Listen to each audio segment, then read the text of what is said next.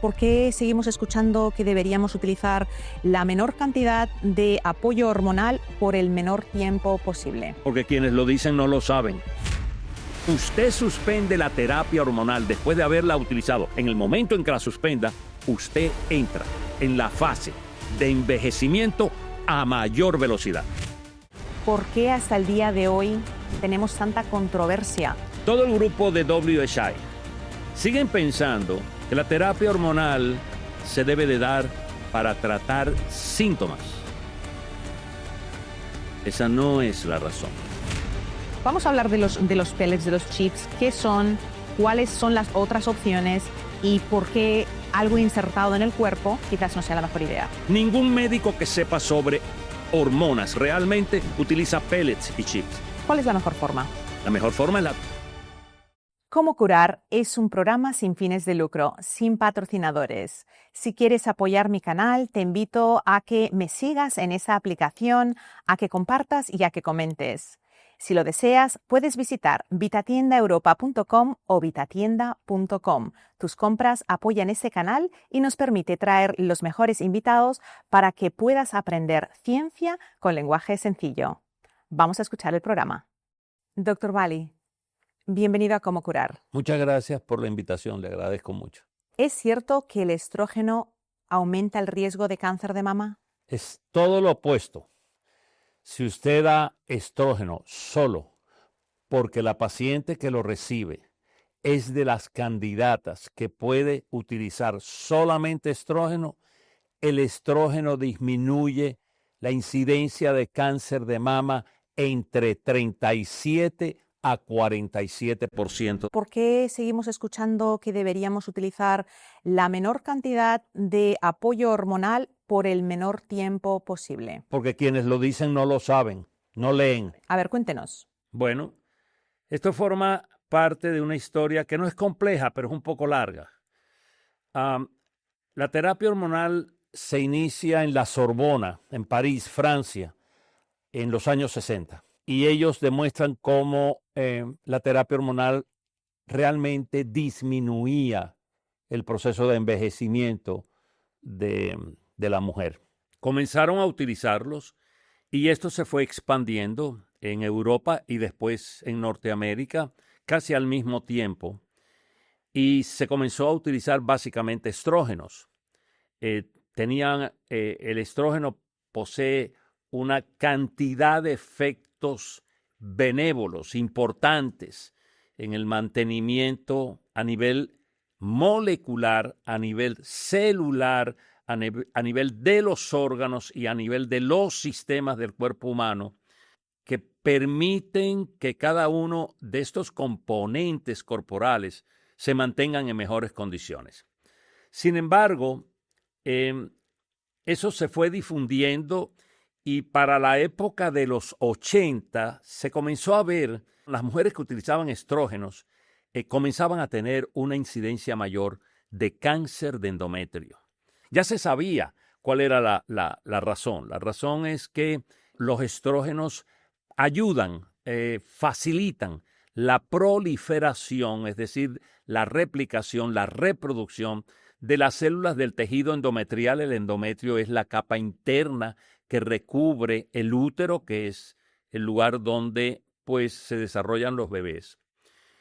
Y esa acción, si no está contrarrestada por la otra hormona, que es la hormona que contrarresta la acción de los estrógenos, y es la progesterona, la proliferación de ese endometrio lleva a la producción de cáncer del útero. Doctor Bali, entonces cuando una mujer utiliza terapia hormonal con estrógeno, si tiene útero, generalmente necesita protegerlo y hay otra hormona que hace esa labor. Quien protege al útero de la acción que el estrógeno tiene sobre el útero produciendo cáncer de útero, quien protege contra eso es la progesterona. Así que toda mujer que tiene útero debe utilizar como parte de la terapia hormonal progesterona.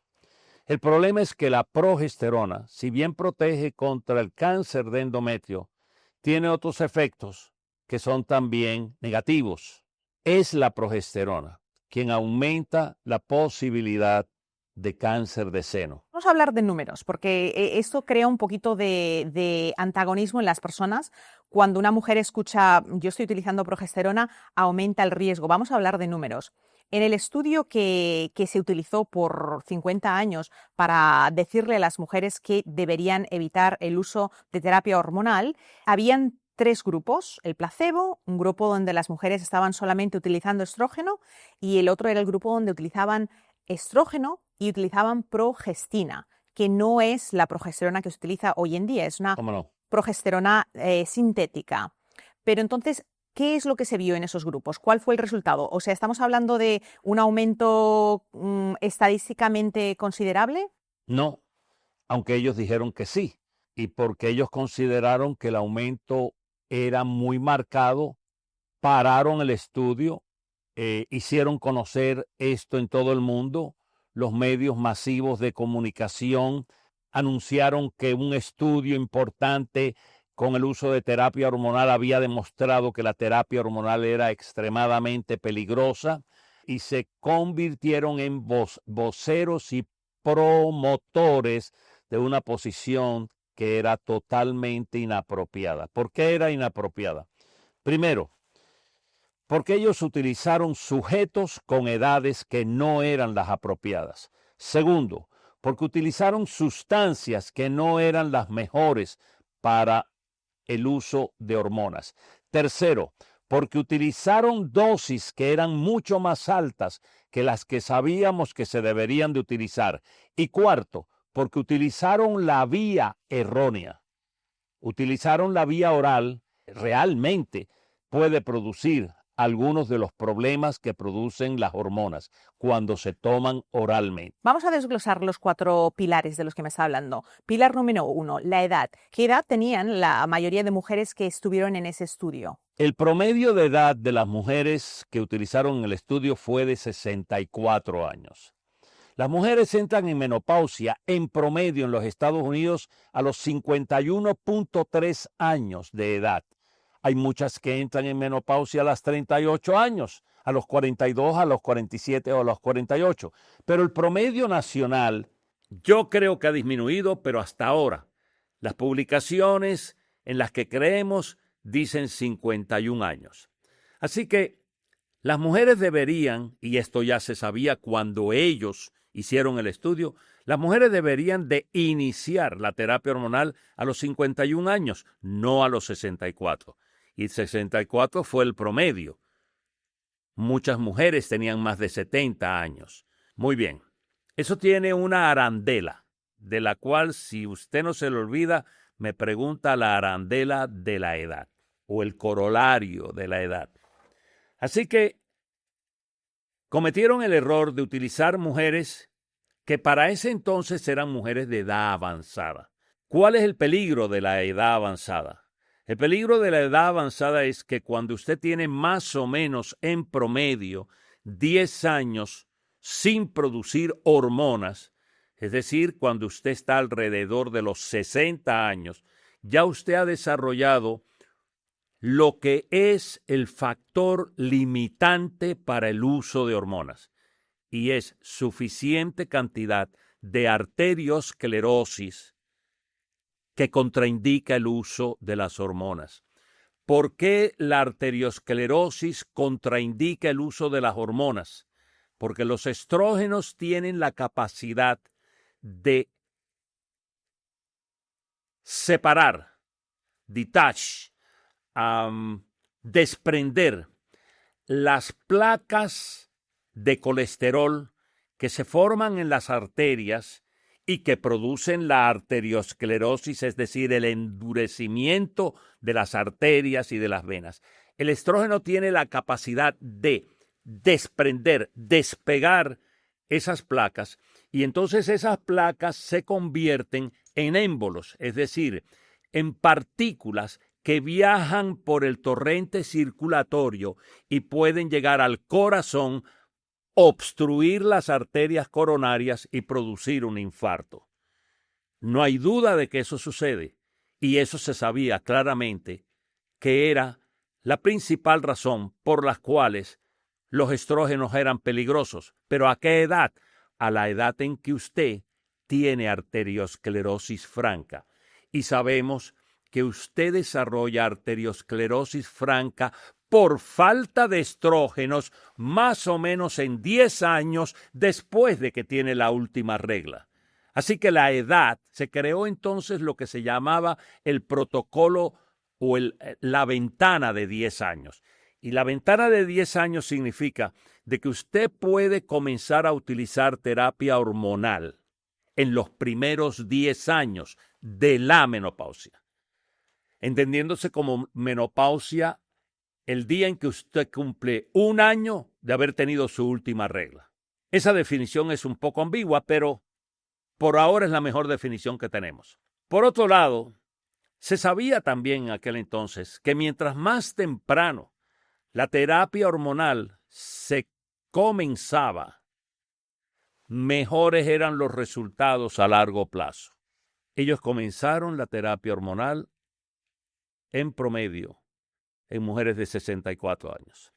Es decir, cuando la mayoría de ellas ya tenía suficiente arteriosclerosis para producir lo que demostraron que se produjo: infarto cardíaco, stroke, tromboembolismo, trombosis y, por otro lado, el cáncer del seno. El cáncer del seno lo producía la progesterona directamente por su acción sobre los senos, pero todas las demás secuelas por las cuales ellos dijeron la terapia hormonal debe de ser suspendida fue por haber utilizado una edad muy avanzada, una dosis muy alta y una ruta que era incorrecta. Vamos a hablar de la ruta, porque hemos mencionado, pilar número 1, se inició en la edad incorrecta.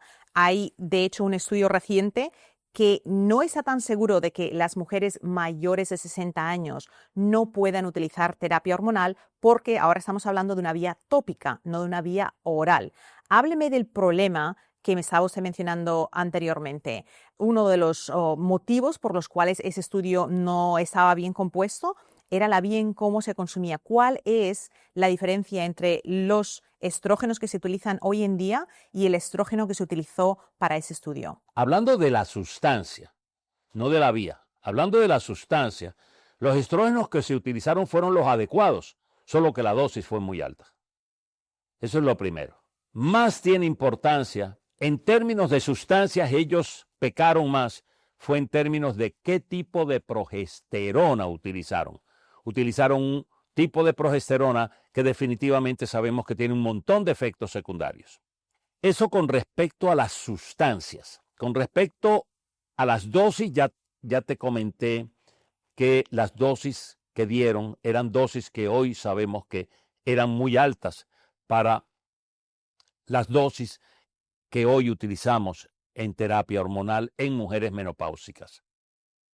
El problema de la ruta, de la vía, todas las sustancias que por vía oral se ingieren, desde los alimentos hasta los medicamentos, son absorbidas en el intestino y del intestino pasan a lo que se conoce con el nombre del sistema porta, que es un sistema de conductos que va desde los intestinos y hacia el hígado, llevando todos los productos de la digestión. Una vez que hemos fragmentado todo lo que nos hemos comido, inclusive medicamentos, todo eso pasa al hígado. El hígado toma las sustancias que debe almacenar o que debe manipular o que debe de convertir y las suelta para que vayan al resto del organismo.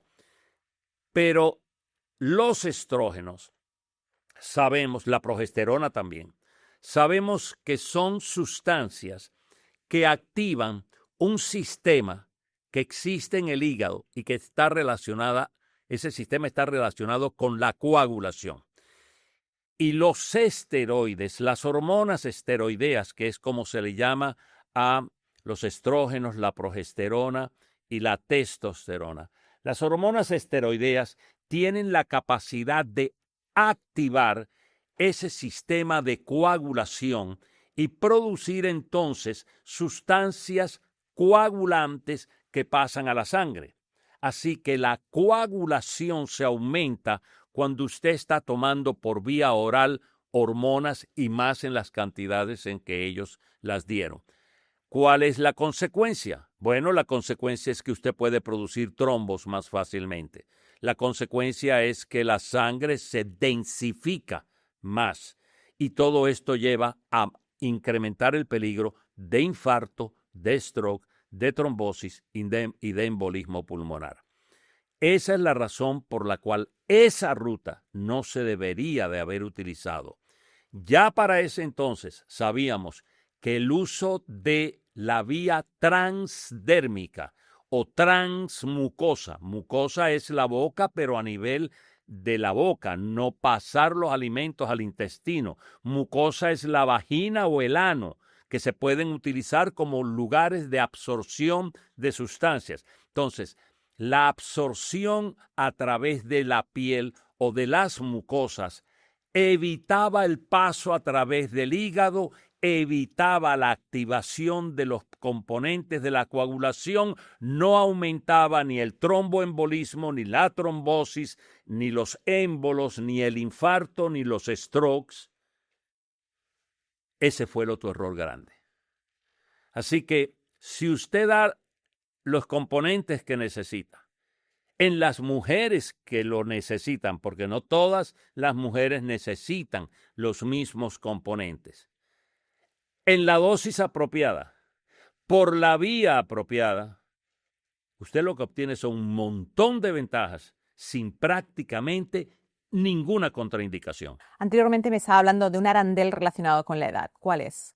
La arandela es que nosotros, y con mucho orgullo yo digo nosotros, hemos hecho un estudio en el que hemos podido demostrar cierto grupo de mujeres de edad avanzada.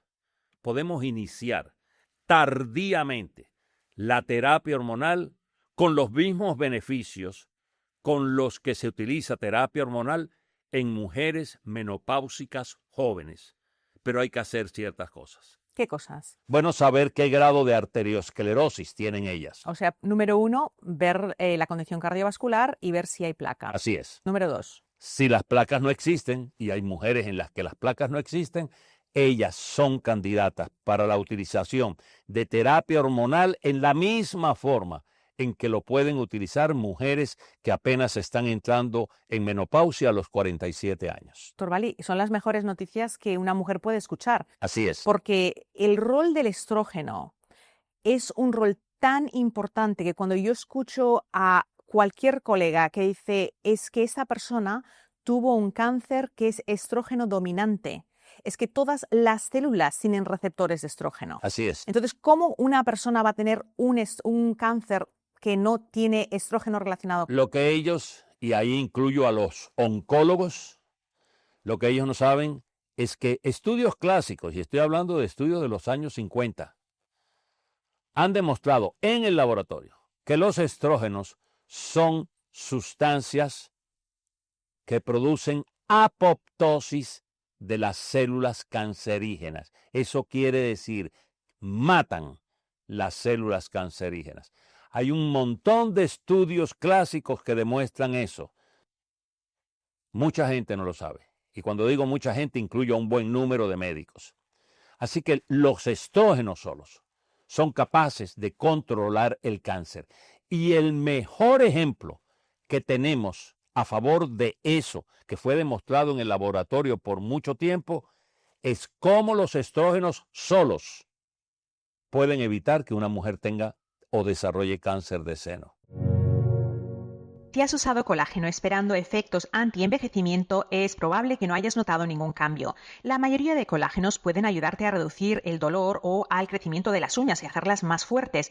Allí, el tamaño de la molécula de colágeno no importa porque los fibroblastos de esas áreas las absorben. Sin embargo, cuando estamos hablando de activar la producción de la piel porque queremos estar más jóvenes, necesitamos moléculas mucho más pequeñas. Mira, el colágeno, una vez lo consumimos, tiene que pasar del intestino a la sangre donde se transporta. Ahí tiene que empezar a cruzar capas de piel hasta llegar a la dermis, donde se encuentran los fibroblastos que son lo que producen tu propio colágeno. Estimular los fibroblastos de la dermis activa la producción de tu propio cuerpo. Eso es lo que ocurría cuando tú tenías 20 años y con los años los fibroblastos pierden esa habilidad porque no están estimulados. Por eso he creado Silk Collagen, el primer colágeno activado con extractos de seda. Sus moléculas son tan pequeñas que logran estimular los fibroblastos de la piel, creando una tez más luminosa, líneas más finas y una piel más firmes, con efectos notables en 30 días. Prueba Silk Collagen, visita vitatienda.com o vitatiendaeuropa.com. Entra el código Cómo Curar y recibe un 10% de descuento en tu primera compra. La evidencia está ahí, los estudios están ahí. ¿Por qué hasta el día de hoy tenemos tanta controversia? De hecho, el 1 de mayo del 2024 hubo no una retracción, pero una aclaración del estudio de Women's Health Initiative, donde poco a poco han ido actualizando su posición. En esa aclaración del 1 de mayo del 2024 dijo que aunque todavía no recomiendan el estrógeno, sí que lo aprueban o le dan el visto bueno. Ellos han ido cediendo pasito a pasito, sacando la pata que metieron poquito a poquito para que no se note tanto el error tan terrible que produjeron. Cuando las mujeres dejaron de recibir prescripciones, ¿por qué? Ellos habían demostrado que las hormonas eran terribles. Y millones de mujeres dejaron de utilizarlas y centenares de miles de médicos dejaron de prescribirlas y comenzaron entonces a ver mujeres que no podían vivir por los calores, el insomnio, la depresión, todas las alteraciones que produce la menopausia, no en todas las mujeres, pero en algunas las produce al punto de no poderlas dejar vivir. Y cuando digo dejarlas vivir es no poder trabajar, no poder concentrarse en las labores del hogar, dejar de tener relaciones sexuales con sus compañeros. Todo se le venía. Cuando esas mujeres comenzaron a ver que no tenían cómo controlar este tipo de problemas y comenzaron a quejarse y a influir sobre miles de personas, desde los administradores, los médicos, los investigadores, el grupo que produjo el estudio, el WHI, comenzó a retraerse.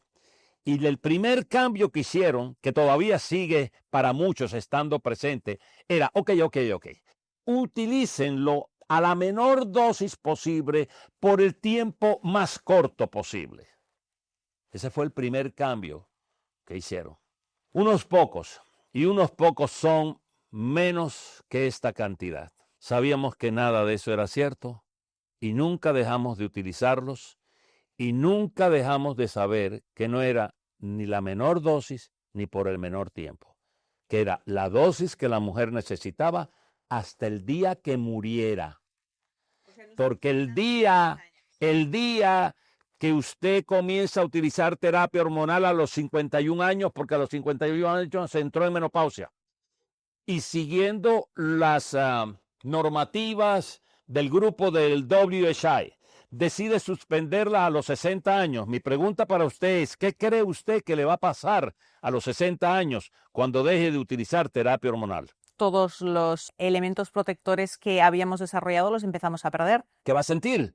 Lo mismo que no había sentido entonces, desgaste óseo. ¿Qué sienten las mujeres que entran en menopausia y no se les da terapia hormonal?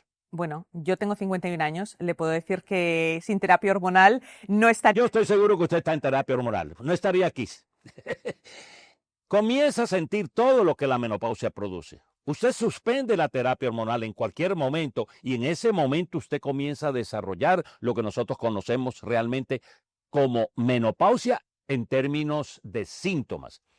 Y los calores que no tenía le van a aparecer. Y la depresión que no tenía le va a aparecer. Y la osteopenia que no tenía le va a aparecer. Y la osteoporosis que no había desarrollado la va a desarrollar. Y la arteriosclerosis que no había desarrollado la va a desarrollar. Es decir, usted suspende la terapia hormonal después de haberla utilizado por 2, 5, 10, 15 o 20 años. En el momento en que la suspenda, usted entra en la fase de envejecimiento a mayor velocidad. Mientras usted está utilizando la terapia hormonal, usted está envejeciendo a menor velocidad. Y eso se lo voy a decir porque usted, si se fija, un hombre y una mujer, hay parejas que tienen la misma edad. El hombre tiene 30 años, la mujer tiene 30 años y se ven muy bien, juntitos, no se le ve a la mujer mayor. se ven bien. Pero algo pasa que el hombre llega a los 50 años y se ve muy bien y de repente en un año la mujer envejece 10. O sea, es un cambio donde si esa mujer no tiene terapia hormonal, esa mujer sin duda se va a ver muchísimo más mayor que la pareja. No es, para ustedes eso es importante, para los médicos eso no es lo más importante. Para los médicos que conocemos acerca de esto, eso no es lo más importante. Todo el grupo de WSI, todos los que siguen de una forma u otra apoyándolos, o los que no leen, los que no saben, siguen pensando que la terapia hormonal se debe de dar para tratar síntomas. Para prevenir. Esa no es la razón. La principal razón para dar terapia hormonal a una mujer y al hombre no es prevenir síntomas. Previenen los síntomas, por supuesto, y para muchas eso es esencial, porque la severidad de ellos es terrible. Pero la principal razón es prevenir enfermedades silenciosas, letales. Y la primera de ellas es lo que más mujeres mata, el infarto cardíaco. Eso es lo que más mujeres mata.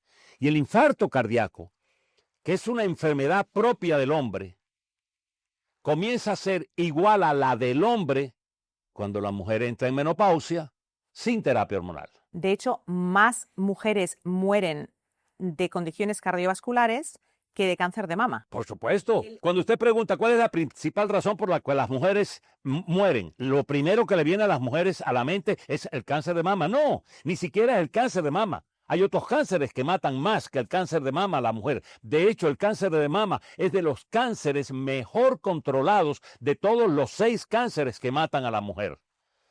Así que es más la propaganda y la publicidad y el tiquitiqui, es decir, el traer a colación mucho más el cáncer de mama que otros aspectos de la vida que matan a las personas. Pero no es el cáncer de mama. La primera razón, el cáncer de mama no es ni siquiera la 5ª forma más frecuente de una mujer morir. Por delante de ellas está el infarto cardíaco, el cáncer del pulmón, el cáncer del colon y todas las muertes secundarias producidas a fracturas por osteoporosis. Y la mayoría de esas razones son controladas por la terapia hormonal. ¿Tienes pacientes a las que no les recomiendas utilizar terapia hormonal? Sí, claro. ¿Cuántas? Probablemente 1 o 2 de cada 1000. Hay mujeres que me llegan tarde y ese ha sido el pecado. El pecado ha sido que me han llegado tarde. Pero el peor pecado es que estuvieron en manos de médicos en el momento en que hubieran podido iniciar terapia hormonal y nadie se las mandó. O alguien se las mandó y hubo otro que dijo, no, usted me suspende eso porque eso es muy peligroso. Mire, yo tengo una compañera que trabaja conmigo. Le dije, por favor, ves a ese doctor que te recete, porque ya no tiene útero, que te recete estradiol tópico. Y por más que he hablado con ella, finalmente le dije, ¿sabes qué? Te lo pago yo. Porque dije que quizás es un problema de dinero. Le dije, yo te pago la consulta y te pago la terapia. ¿Ves? Y me dijo, es que tengo miedo.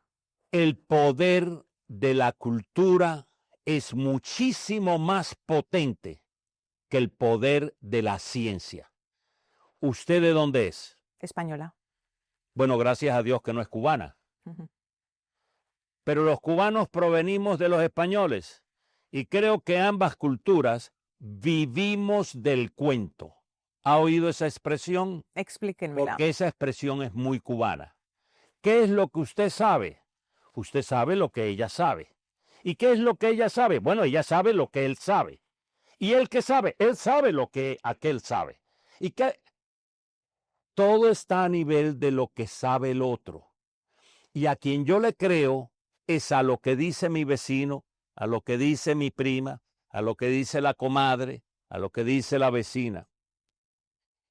La mayor razón, especialmente antes, ya Ya no, porque hasta Oprah Winfrey está haciendo grandes programas promoviendo la terapia hormonal después de que ella calladamente la utilizó por 10 años y no se lo dijo a nadie. Ahora ya se dio cuenta de que efectivamente estaba haciendo lo correcto, que la generalización de que la terapia hormonal era peligrosa fue falsa, así que ella ya tiene el poder para en un medio masivo de comunicación como ABC Channel en marzo 31 a las 10 de la noche producir un programa que se transmitió nacional e internacionalmente acerca de la revolución de la menopausia. Puede adquirir ese programa con los datos que acabo de dar.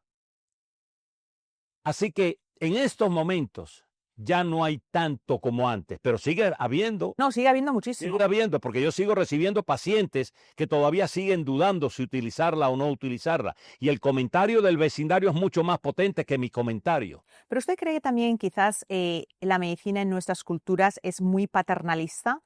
Es una medicina donde, le voy a dar otro ejemplo, una familiar mía en España yo le dije, tienes que ir a que te den terapia hormonal. O sea, no es cuándo, es que tienes que hacerlo ya, no te vas a esperar más. Finalmente consigue una cita de una doctora supuestamente graduada o había hecho la graduación de menopause.org, Menopause Society. Y ahí te imaginas que tienes ahí una doctora progresista. Y debido a que ella tiene hipercolestemia genética, no le quería recetar hormonas. Bueno, esa doctora no ha leído. Exactamente. Entonces, mientras esta familiar mía, está en consulta, yo le estoy enviando los estudios. Le dije, mira, este estudio, muéstraselo a la doctora. Pero cuando la cultura es paternalista, no sé cómo es usted en consulta, pero hay muchos médicos que no les gusta estar equivocados y que no les gusta que un paciente venga con estudios. ¿Por qué es que tenemos esa cultura un poco arrogante donde el paciente hoy en día se está independizando, pero a veces el médico, la médica no se atreven a decir estás en lo correcto? Se le podría llamar paternalista, se le podría llamar arrogante. Yo incluiría dentro de los adjetivos corrupta y yo incluiría dentro de los adjetivos inapropiadamente actualizada. Yo sé con absoluta seguridad, porque por lo menos en los últimos 5 años, no menos de 15 investigaciones importantes han demostrado que inducir el parto a las 39 semanas o más no aumenta la frecuencia de cesáreas. Como en el 2010 y en el 2013 se concluyó que inducir el parto aumentaba la frecuencia de cesáreas. En el lugar donde yo paro, basado en los estudios del 2010 y el 2013, no se puede inducir. Hay que esperar que la mujer entre naturalmente en trabajo de parto, y si entra en trabajo de parto a los 40 bien, y si entra en trabajo de parto a los 41 bien, pero usted no puede inducir, porque los estudios del 2010 y del 2013 muestran, las guías muestran que si usted induce, aumenta el número de cesáreas y hay que bajar el número de cesáreas en nuestro hospital y en nuestra nación porque están muy altos. ¿Quién está dando la orden? Bueno, supuestamente el jefe del Departamento de Obstetricia y Ginecología. No es él. ¿Quién da la orden entonces? No, pues supuestamente el CEO del hospital. No es él. ¿Quién da la orden? Estamentos gubernamentales que controlan la práctica de la obstetricia y la ginecología en todos los hospitales de la nación y que siguen las guías de alguien que está en el tope y cuyo conocimiento está basado en lo que se publicó en el 2010, en el 2013. Así que yo llevé los 15 artículos al jefe del departamento. Llevé los 15 artículos al CEO del hospital para decirles, a partir de las 39 semanas no se aumenta la rata de cesárea y se evitan un montón de problemas que estamos teniendo por dejar que avance demasiado el embarazo. ¿Ellos hicieron algún cambio? Ninguno. ¿Por qué? Porque la orden no la producen ellos. La producen alguien que está por encima de ellos, que maneja la conducta como los hospitales se deben de manejar en esta nación y que viene de los más altos niveles del Departamento de Salud Pública o de la ACOG, American College of Obstetricians and Gynecologists, es decir, la Sociedad Americana de Obstetras y Ginecólogos. Desde allá viene. ¿Quién la produce? Muy probablemente alguien que fue una persona muy importante en esa área, que tuvo mucho conocimiento, que dirigió importantes investigaciones en el 2010, 2013, 2015, pero que no sabe que ahora sabemos y no ha leído que es mejor inducir, no antes de las 39 semanas, pero inmediatamente después de las 39 semanas, entre en trabajo de parto o no entre en trabajo de parto. ¿Cuáles son los beneficios? Los beneficios son que puedes parir disminuyendo la frecuencia de las cesáreas, el niño está maduro, no pesa tanto cuanto pesa a las 40 o a las 41 semanas, no se ha hecho caca adentro, no se ha meconeado, no ha hecho meconio. Eso no le produce problemas respiratorios al nacer al niño, que es un problema de mayor riesgo cuando ellos se meconean adentro por sufrimiento fetal o porque han madurado demasiado. Tienes menos posibilidades de distocia del hombro, es decir, de que el niño se trabe saliendo y no puedas sacarlo. Hay demasiadas variables en el ejercicio apropiado de una profesión como la medicina para lograr que los mejores resultados los puedas tener. La medicina, desgraciadamente, y ahora más que nunca, ha sido afectada, no solamente por la religión, que la ha afectado perpetuamente desde sus inicios. Ha sido afectada por la cultura, que prácticamente sigue los pasos de las religiones. Ha sido afectada por la política. Ahora son los políticos los que deciden qué vacunas se debes de poner o no te debes de poner. Ahora son los políticos los que deciden en qué momento puedes o no puedes abortar y por qué condiciones puedes o no puedes abortar. ¿Con qué conocimiento médico? Es la pregunta. Ha sido afectada por el dinero y probablemente este ha sido el mayor corruptor, no solamente de la medicina, de todo lo que nos rodea en la vida diaria. Absolutamente de todo. ¿El dinero? El dinero. ¿Por qué? Bueno, hay un montón de médicos que practican un procedimiento que no se debe de practicar porque van a ganar un poco más de dinero. Hay un montón de médicos que están vendiendo pellets y chips cuando sabemos que eso no se debe de hacer en la terapia hormonal. Y hay un montón de mujeres que lo siguen porque precisamente quienes más promueven este tipo de cosas son precisamente los que más están interesados en ganar dinero. Ningún médico que sepa sobre hormonas realmente utiliza pellets y chips. Vamos a hablar de los pellets, de los chips. ¿Qué son? ¿Cuáles son las otras opciones? ¿Y por qué algo insertado en el cuerpo quizás no sea la mejor idea? Lo primero es que es mucho más invasivo que cualquier otro método de tratamiento. Lo segundo, que es más importante, es que la farmacopea, es decir, todos los principios de farmacología que se utilizan en la producción de chips y pellets no son los mismos ni los más apropiados que se utilizan en la elaboración de sustancias, ya sea pastillas, ya sea inyecciones, ya sean pomadas, ya sean cremas, se utilizan bajo el control de la FDA. Así que la producción de este tipo de medicamentos y este tipo de vías no son controlados por la FDA. Son permitidos por corrupción y por dinero, por el gobierno, porque no deberían de ser permitidos, cuando realmente no son las más apropiadas formas de utilizar la terapia hormonal. En lugar de utilizar chips o pellets, algo insertado en el cuerpo, ¿cuál es la mejor forma? Para mí la primera es transdermal. Pero hay algunas pocas mujeres que aceptan mejor la vía oral. Aceptan. ¿Por qué aceptan mejor la vía oral? Bueno, porque son mujeres, las poquitas, muy poquitas, pero las hay, que iniciaron terapia hormonal hace 20 años o hace 30 años. Y a pesar de todo lo que ha pasado, ellas no las dejaron. Se dieron cuenta de que si las dejaban se sentían muy mal y de una forma u otra, de contrabando, por debajo de la mesa, como que la consiguieron. Y se acostumbraron a utilizar la terapia hormonal de aquel entonces, que era oral. Así que ellas toman Premarin oral. Las hemos tratado de cambiar al parche y con el parche no se sienten bien.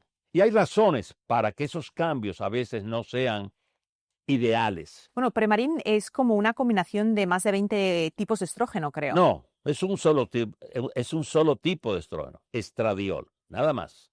Estradiol. Lo que trae Premarin es estradiol. Oral, vaginal, no lo hay en parche Premarin. Hay estradiol en parches, pero no tiene. Premarin es el nombre comercial. Así que esas pocas mujeres que yo todavía tengo, yo diría menos de 5, que llevan más de 30 años utilizando terapia hormonal a base de Premarin, no quieren separarse del Premarin. Y ellas tienen 85 años, tienen 90 años, parece que tienen 60, tienen compañeros de 56 que creen que ellas tienen 60. Esa es la mejor noticia de todas. Yo las he sacado en televisión. A 2 de ellas me las llevé a televisión. Uno de ellos en los programas, no con María Marín. Con María Marín yo no llegué a llevar pacientes, pero después, algunos programas más que yo hice por algún tiempo, llevé 2 de esas mujeres. Y para mí son algo especial, muy especial, porque son mujeres que piensan en el sexo a esa edad, que se sienten atractivas, que cuidan su imagen, que luchan por hacer ejercicio. Así que es toda una constelación. Es una personalidad especial la que tiene la mujer que utiliza terapia hormonal. Es una mujer que se cuida en su figura, en su función, en su respuesta, en cómo vivir la vida. Es una mujer diferente. Si te miras al espejo y ves manchas en tu rostro, la piel no luce luminosa, simplemente no es como antes, tienes que probar Silk Face. Es el suero que he creado especialmente para pieles delicadas, secas o grasosas que sufren de falta de luminosidad y de manchas. Si pruebas Silk Face y doy mi palabra que desde el primer día notarás un cambio dramático. No tenemos patrocinadores en este podcast, pero puedes apoyarme visitando vitatienda.com o vitatiendaeuropa.com. Entra el código Cómo Curar y recibe un 10% de descuento en tu primera compra. La testosterona, ¿qué es lo que opina? Que es maravillosa. ¿Para el hombre y para la mujer? Por supuesto. ¿Cómo la utiliza en la mujer? En la mujer, yo la utilizo en gel. Hay muchas formas en que se puede utilizar, pero se utiliza en gel a una dosis apropiada. Los peles, que es lo que principalmente utilizan, la utilizan a una dosis que es totalmente inapropiada. Yo tengo mujeres que han llegado a mis manos porque han estado subiéndose por las paredes y escalando el techo bajo dosis de testosterona dadas por pellets o chips, y que hemos tenido que readaptarlas en un curso de 6 a 12 meses hasta lograr controlarles lo que le hicieron y ponerlas a las dosis en las que ellas pueden responder muy bien y no tienen el peligro que tiene el darle la testosterona a través de esas vías. Cuando hay niveles muy altos de testosterona en una mujer, ¿cómo se siente esa mujer? ¿Qué crees tú? No lo sé. 3 orgasmos diarios no es suficiente. ¿De verdad? Bueno, no digamos esto porque ahora algunas mujeres van a querer... A buscarlo. Bueno, corren otros riesgos. Y te cuento que 3 orgasmos puede ser una expresión mía traída aquí en estos momentos que es muy pobre. Algunas buscan muchos más que eso.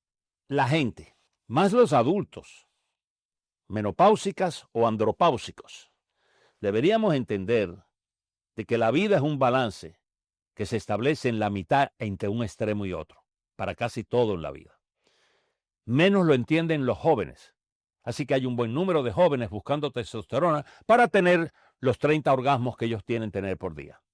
Eso no es ni anatómica, ni fisiológica, ni psicológica, ni emocionalmente apropiado. Tenemos un límite en todo en la vida. A mí me encanta el orgasmo, me encanta. Y yo me encantaría poder tener 2 o 3 diarios. No los tengo. Primero, no tengo ni el tiempo ni la energía a estos momentos de la vida para poder tener eso. Pero entiendo que por otro lado, en el sur de la Florida, no hay otra palabra más intensamente utilizada, ni más claramente utilizada que la mía para promover el sexo. ¿Por qué? Yo te devuelvo la pregunta. No lo sé, utilizan su palabra. ¿Es importante para ti hacer ejercicio mental? Claro, ¿Es importante para ti hacer ejercicio físico? sí. Debería ser igualmente importante tener ejercicio sexual. Y el sexo es el ejercicio, no solamente del piso pélvico, es el gimnasio del piso pélvico, es el gimnasio de la vagina, es el gimnasio del pene. Hoy sabemos, por estudios hechos por un individuo que gracias a Dios yo logré conocer en persona y establecer con él una amistad increíble, cuando me dio a mí la explicación molecular de por qué el sexo es importante para el cerebro, para el corazón, para los músculos y para los huesos. Y en esos 4 tejidos solamente, porque fueron los únicos 4 tejidos que él estudió en múltiples especies animales, viendo qué pasaba en esos 4 tejidos con la excitación sexual y con el orgasmo. Yo estoy absolutamente convencido de que eso sucede con todos los tejidos del organismo. Y cuando hablamos de esa sexualidad, estábamos hablando de la testosterona como hormona. Me dijo que un exceso de testosterona en la mujer puede crear una libido que es excesiva. No solamente es una libido excesiva, aumenta su agresividad, aumenta su tensión, disminuye la capacidad de dormir, hay un mayor gasto energético en todo el cuerpo, se vuelven agresivas, psicológica, emocional, socialmente agresivas, relacionalmente agresivas. No solamente las mujeres, lo sabemos muy bien en los hombres. ¿Cómo puede una mujer saber si tiene niveles excesivos? Porque tópicamente generalmente no vas a tener un nivel excesivo, pero cuando es insertado ahí es bastante difícil de controlar. ¿Cómo no? Lo otro es una absoluta mentira controlar los síntomas que tienes o las conductas que desarrollas a través de los niveles hormonales. Y esa es otra de las formas en que por ganar dinero, los médicos que sin saber se dedican a esto, lo hacen continuamente. Tenemos que saber los niveles de tus hormonas para saber si aumentamos o disminuimos o si estamos en el punto correcto. Mentiras. ¿Por qué se utiliza ese parámetro si en realidad no es? Pero el doctor, ¿dónde gana si envía al paciente? El doctor tiene que verlo más frecuentemente para ver, primero, ordenarle los niveles y segundo, leerlos. No hay necesidad de ello. Ni para hacer el diagnóstico, ni para hacer el control.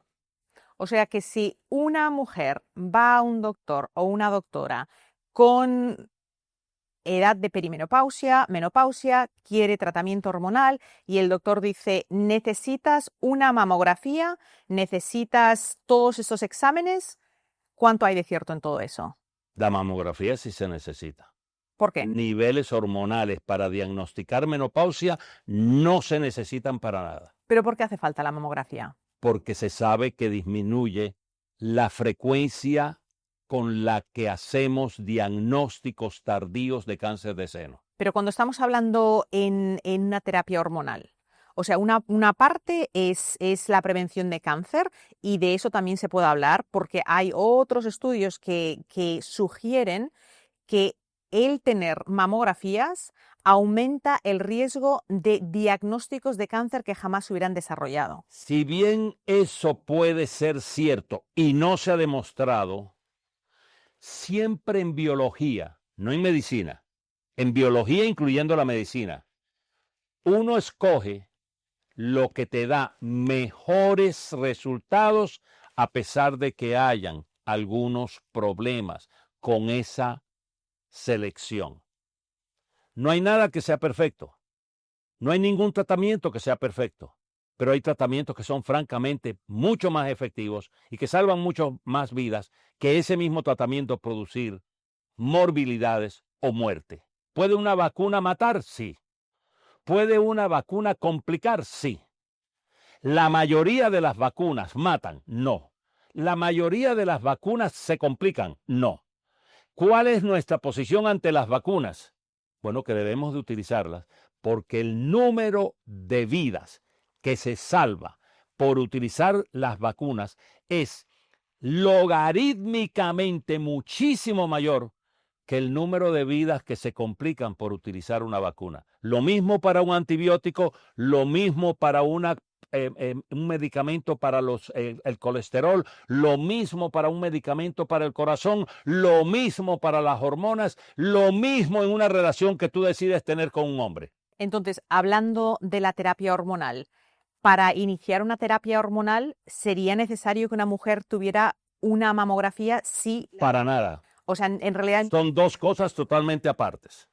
La mamografía, su uso o el inicio de su uso o la terminación de su uso no tiene ninguna relación con la menopausia. En la mayoría de casos, por eso estábamos hablando de esa medicina paternalista de, como usted dice, cuento, de que fulanito dijo esto, yo creo que incluso ocurre dentro de la comunidad médica. Por supuesto. Donde me dijeron que tengo que pedir una mamografía y la voy a pedir, no sé exactamente por qué, pero si no, la paciente no tiene una mamografía, hay muchas clínicas que el doctor, bueno, las personas en recepción no le van a dar cita a esa paciente para visitar a un especialista en hormonas. En muchísimas clínicas. Esos especialistas saben de terapia hormonal lo que yo sé de ballet ruso. ¿Y sabe mucho usted de ballet ruso? Para nada, no tengo ni idea. Porque para ellos iniciar terapia hormonal, ellos no necesitan una mamografía. Ellos están pensando en que, como la terapia hormonal produce cáncer de seno, yo no mejor me meto en ese campo sin estar demostrando que los senos están bien, porque si no me voy a ganar un su.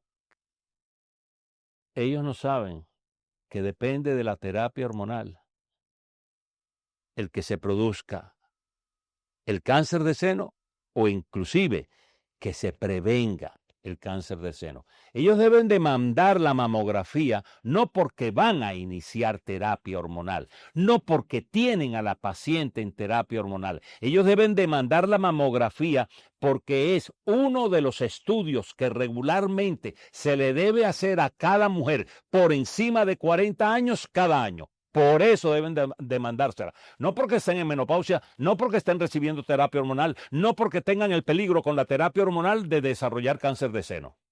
Pero sabe que hubo un estudio que demostró que la mamografía, aunque beneficiosa en muchos casos, porque encuentra muchos cánceres tempranos, a final de cuentas, la mortalidad por cáncer de seno no es diferente en las mujeres que tienen mamografías y las que no tienen.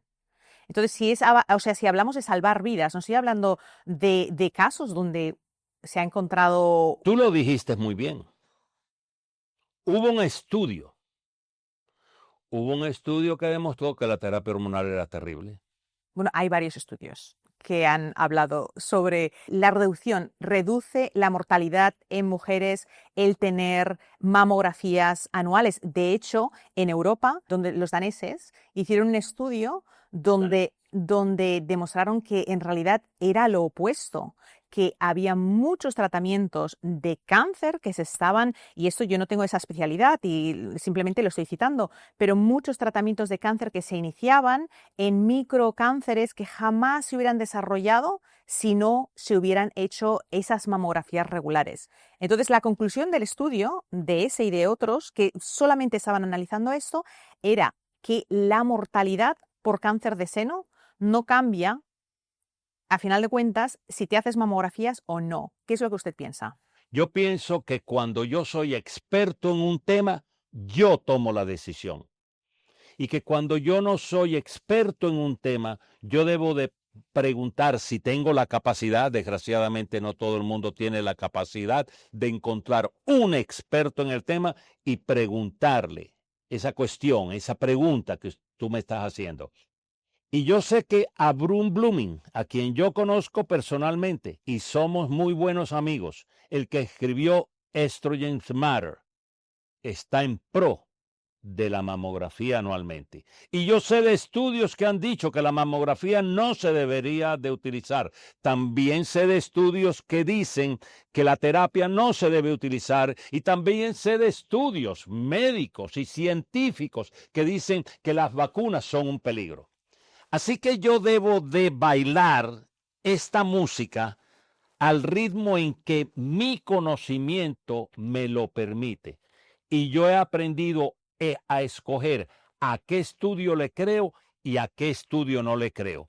Yo no utilizo ningún nuevo medicamento, Ozempic, porque el primer estudio fue maravilloso y ahora se disminuye el peso. Cuando pasen 2 o 3 o 4 años de estar todo el mundo utilizando Ozempic, yo decido si comienzo a utilizar Ozempic o no, a no ser que yo haya estado involucrado en la investigación y tenga la absoluta seguridad de que yo estoy en la razón y no los otros. Por 25 años yo tenía la absoluta seguridad de que la terapia hormonal funcionaba. Y a pesar de las centenares de cartas recibidas de los seguros, en donde me decían, doctor, usted está utilizando un medicamento que es letal contra su paciente y le aconsejamos que usted se lo suspenda. Yo nunca le suspendí la terapia hormonal.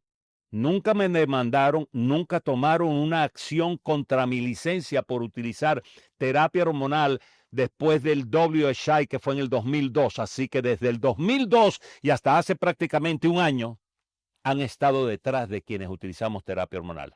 Dejaron de mandar cartas. No por lo que ahora es claro que la terapia hormonal funciona. No. Porque algunos de un grupo de personas que tenemos en esta nación, esos que te dije que eran menos de 10 y que nunca dejamos de utilizar terapia hormonal y que hemos sido un grupo formado para reeducar a Estados Unidos, para reeducar a médicos, para reeducar a sociedades, y ninguno de los 3 estamentos, ni Estados Unidos, ni los médicos, ni las sociedades les importó un bledo lo que hicimos, pero yo tengo pruebas de darte la historia de ese grupo luchando cada año, haciendo congresos y simposios, tratando de reeducar a la gente y nunca lo quisieron hacer. Todavía no lo quieren hacer. Finalmente ahora sí se sabe. De ese grupo, uno de ellos, alguien que semanalmente produce en alguna revista importante de esta nación una publicación sobre menopausia y terapia hormonal, nos dijo, ¿sabe qué? Yo estoy cansado de las cartas. Así que yo escribí esta carta. Y nos las mostró a los otros. Y en la carta decía básicamente, yo soy el médico. Ustedes son los que pagan la consulta y las recetas que ustedes deciden pagarle al paciente. Yo soy el que decide. Así que me hacen el favor y ustedes no se meten en lo que yo prescribo. El que pone en juego la licencia soy yo, no ustedes.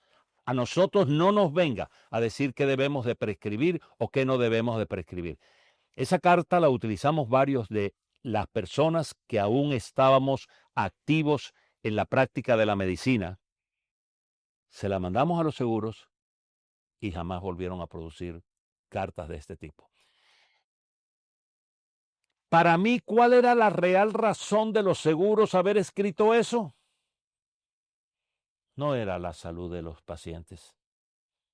Era lo que se le iba a ellos en dinero, teniendo que pagar las hormonas que este loco mandaba y que ningún otro médico mandaba. Y para ellos era un gasto bastante grande que ellos en sus mentes no tenían por qué perder. ¿Cubren los seguros médicos hoy en día? La inmensa mayoría no los cubren totalmente, cubren en el mejor de los casos parcialmente. Y esa es la primera gran razón por la que millones de mujeres no pueden utilizar terapia hormonal. ¿Cuál es el coste mensual para que una mujer tenga progesterona, estrógeno? Un parche cuesta $200. Los 4 parches para un mes cuestan 200 y pico de dólares, 300 y pico de dólares. Hay varios tipos de parches, unos son genéricos, otros son de marca. Los de marca cuestan más caros, también funcionan mejor. Los genéricos cuestan más baratos, son los que por lo general los seguros pagan parcialmente, ni siquiera totalmente. Mi amor, este es un país, como decían los cubanos de Hialeah, del cash. Y aquí lo que vale es el cash. Y eso es lo que hace que las cosas se hagan bien o se hagan mal. Desgraciadamente es así. Doctor Bali, algo que le debería haber preguntado que me he dejado en el tintero. Toda mujer que entre en menopausia tempranamente debe de iniciar terapia hormonal y la debe de utilizar hasta el día que se muera. Doctor Bali, muchas gracias por venir a Cómo Curar, por darnos una explicación con tanta pasión, detalle y con 50 años de experiencia que usted va a cumplir como médico. Bueno, 50 años de experiencia tengo como médico, sí. Como terapista hormonal también, porque comencé antes de graduarme. Pues lo felicito. Muchas gracias a ti por invitarme. Espero que esto llegue a mucha gente, porque desgraciadamente todavía siguen siendo más las personas, incluyendo los médicos, sin educación apropiada en este campo que con la educación apropiada para entender que se debe de prescribir primero y que se debe de utilizar. Pues muchas gracias por estar en No, Cómo es un Curar. placer.